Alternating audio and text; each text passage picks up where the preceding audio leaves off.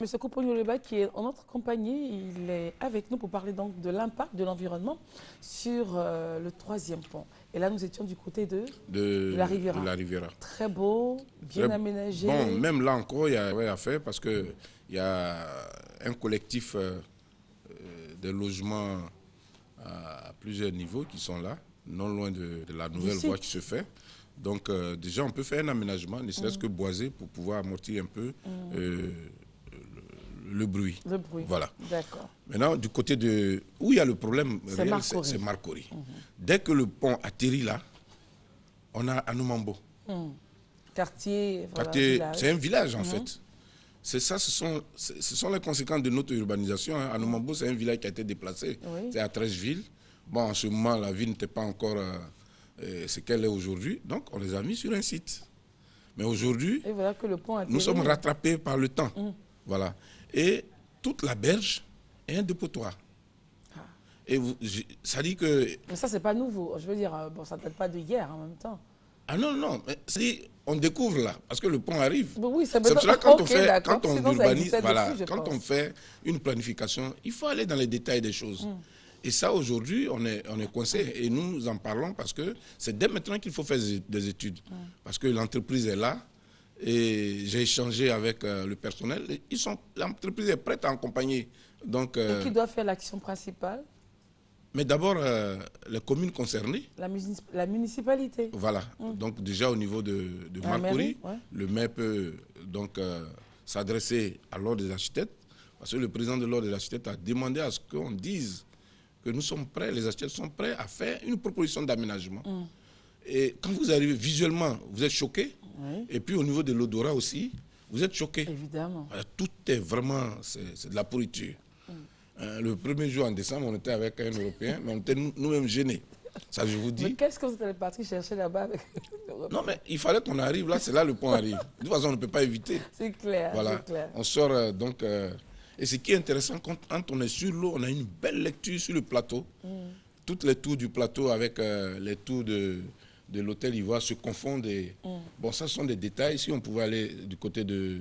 Vous voyez là l'épaisseur du goudron. Ça, j'ai voulu montrer pour dire que c'est de la qualité. Il y a déjà une couche, hein, et la dernière couche, ils sont en train de mettre là-dessus.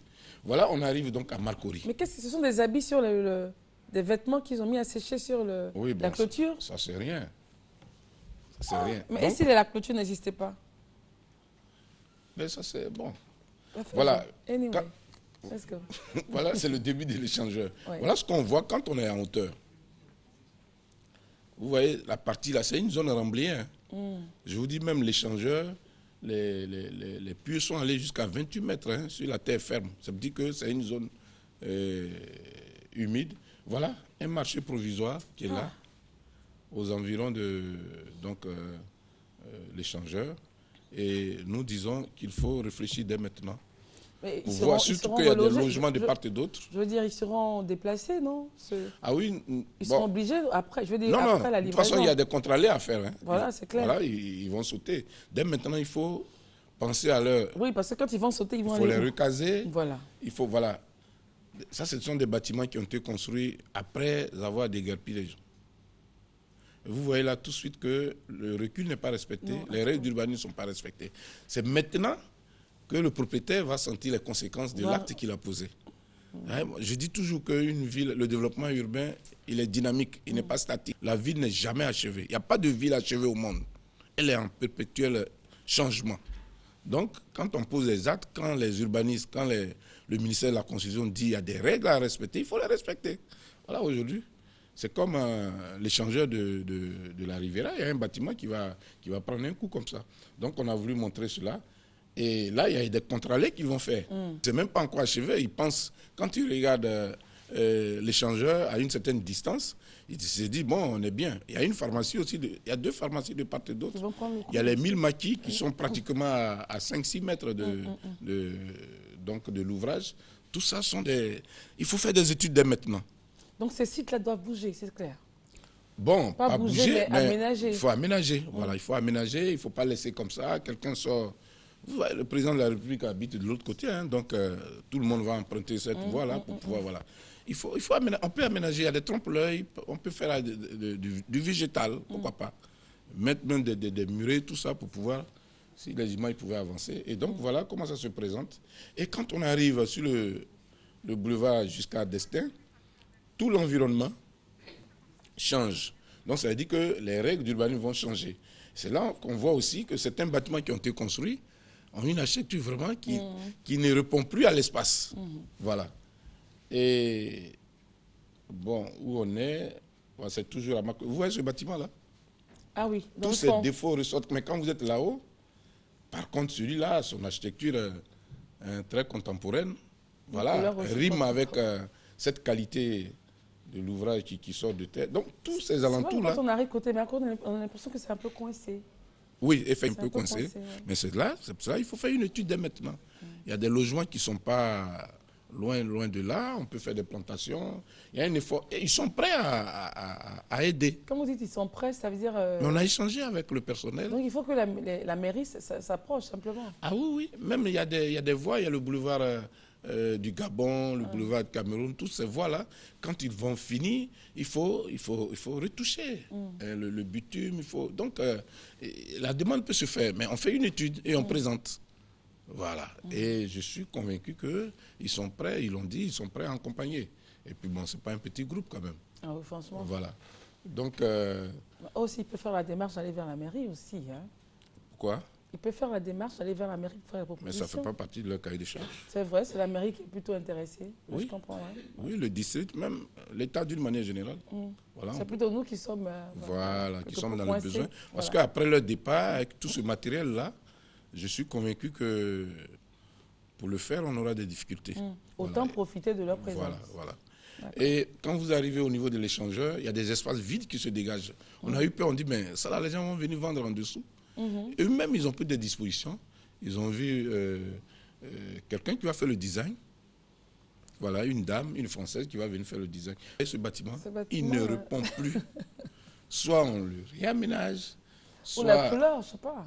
Oui, mais pas seulement, il y a l'architecture, il y a les ouvertures, tout ça, les percements. Je ne sais pas. Qu'est-ce qu'on peut faire pour l'aménager? Ben, comme ça, je ne peux pas le dire. Le bâtiment d'autrui. On peut le retoucher, on peut confier aux architectes, ils vont travailler la façade. Voilà. Pour qui pourrait cadrer avec le pont et tout. On s'est rendu compte qu'il y a beaucoup de bâtiments qui ne répondent plus. Et puis, à cet endroit-là, il faut réfléchir maintenant pour changer les règles d'urbanisme. Parce qu'il était dit en son temps que le long du boulevard jusqu'à Destin, les bâtiments doivent aller au maximum à R+3.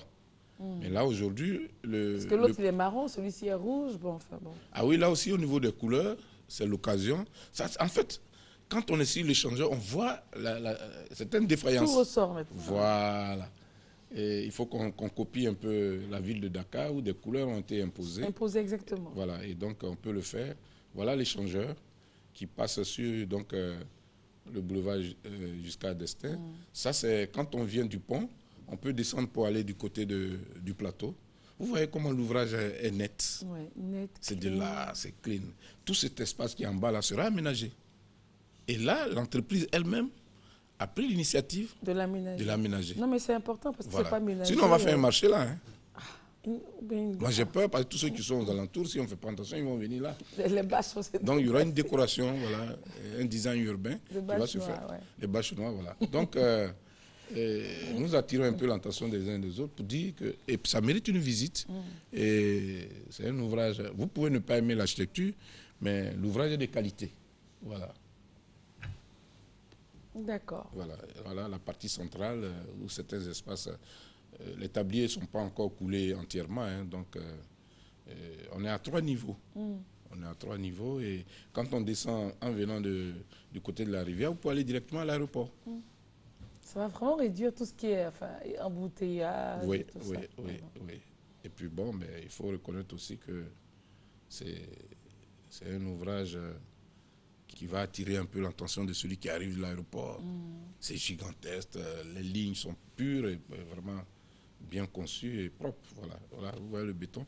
On en parlait ici. Quand le béton est bien dosé, voilà la couleur grise, la couleur du ciment. C'est pas une couleur très blanche, quand elle est claire, bon, c'est que... D'accord. Voilà. En tout cas, merci beaucoup, monsieur Coupeau. Je rappelle que vous êtes le vice-président de l'Ordre des architectes de Côte d'Ivoire, architecte en chef spécialisé en habitat rural et dans les pays en voie de développement également. Et avec vous, donc, les jeudis, nous parlons de l'architecture. Oui. Et je pense que ça a permis, en tout cas, à avoir la ville de notre œil, à avoir des termes, laisser passer le regard, voilà, l'aménagement. C'est dommage vu à Nomambo, mais ça choque. Ça choque. Ouais. D'accord. Assurément, la semaine prochaine. Voilà. On peut continuer? D'accord. Assurément, la semaine prochaine. On pourra donc en parler. On part à la réclame et on se retrouve tout de suite pour recevoir nos invités qui viennent présenter des événements et d'autres. Restez en notre compagnie.